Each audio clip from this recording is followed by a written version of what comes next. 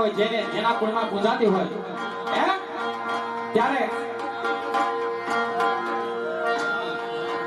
સોલંકી કુળની અંદર જે શિવાલાલના પૂજાતા હોય હે અને એની મેલડી આજ એ મેલડી માની ફરમાઈશ હોય અને બાપા વર્ષી જાજો ફૂલ ને તો ફૂલ ને પાંખડી જેટલા હોય એટલા એના નામ ઉપર વરસવાનું છે હે સોના ડબલ કરીને આપે ઈ મારી મેલડી ત્યારે અમારા